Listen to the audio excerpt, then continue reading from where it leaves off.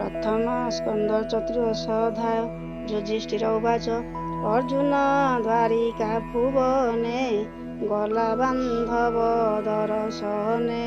कृष्ण महिमा कृष्ण संगे जानिबा पाई मन रथे एबे शपथ मास गला तेबे हे अर्जुन नईला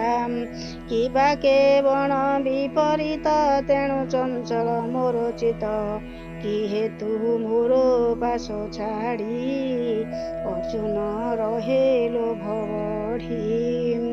ए हाथ जानी न पारई भये व्याकुल मोर देही नारद कही गले मते से काल हेला बाबा पाते पीड़ा शरीर उछन किबा इच्छिले भगवान हरिसे नेह प्रमादे मुझे बसिली राजा पदे द्वारा संपद प्राण मोर सर्वमंगल दामोदर सकल राजा मोर पादे हटंती जाहार प्रमादे ताहार भल भल मोर श्रीहरि शरण सदर देख प्रत्यक्षे वृकदर दिशे आकाश अंधकार विविध उपाति भगने तेणु संसार मोर मने भूमि आकाश प्राणी मन भय कंपति छन छन घोर मन बुद्धि चिते कंपे कदली जेन्हा बाते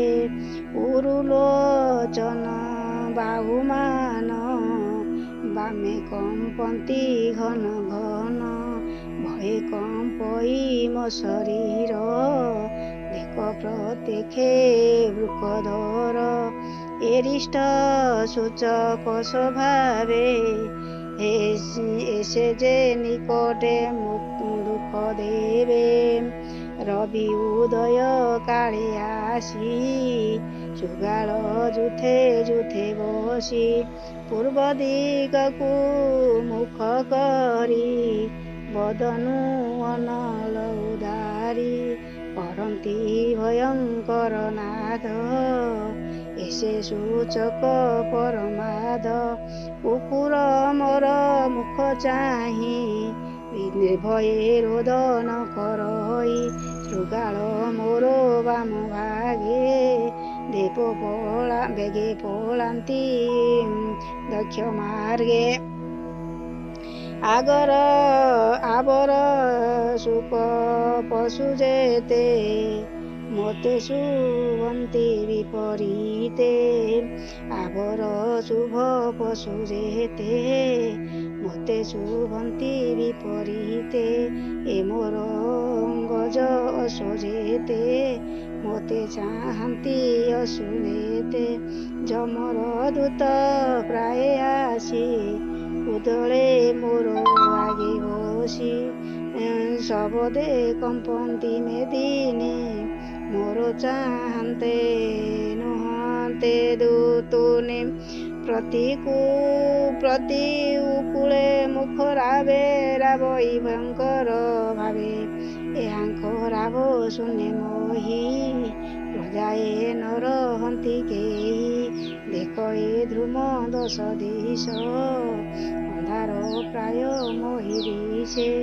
पर्वत तुले वसुंधरी कंपई घोर नाद करी मघे निधाग शुभई बिजुली तेज झटकई वायु बसई खरतर धूली रे दिशे अंधकार रुधिर बरसंती मेघे आशीष गंध प्रदिगे सुचर देह नाही तेज देख आकाश ग्रह जोध दिशे दिगे दिशंती भूतगणे जेने কোপিত অগ্নিবাণে যুধিষ্ঠ দিশে মহানদ କରନ୍ତି ସିନ୍ଧୁ ପ୍ରାୟ ନାଦ।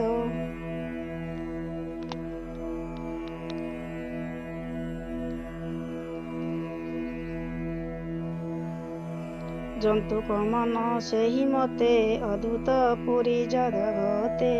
ଅନାଳ ଲିଭେ ଘୃତ ଧାରେ କାଳ କି ପ୍ରବେଶ ସଂସାରେ ବର୍ଷା ନ କରେ କ୍ଷୀର ପାନ ଗାପନ ଦିଅନ୍ତି କ୍ଷୀର ଦାନ ତୃଣ ନ ଚରି ଅଶ୍ରୁ ମୁଖେ ବୃଷଭ ବୁଲେ ମନ ଦୁଃଖେ ହରସେ ନ କରନ୍ତି ଦାନ ଦେଖ ଅଦ୍ଭୁତ ପରମାଦ ଦେବତା ମହିମା ଚଞ୍ଚଳେ ରୁଦନ୍ତି ତନୁ ଘନ କଜଳେ ଏ ଜନପଦ ଗ୍ରାମ ମାନ ନଗର ଆବର ଉଦ୍ୟମ জন আশ্রম যেতে জনে মুখে যা দেখো নয়নে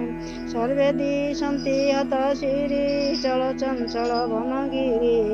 বাহ্য অন্তর সর্ব চাহি মুখে হেমন্ত বিচারই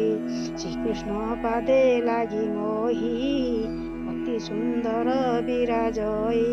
সে পাদ বিনা সে পাদ কিবা শূন্য গলা অবনি হেমন্ত দিশিলা।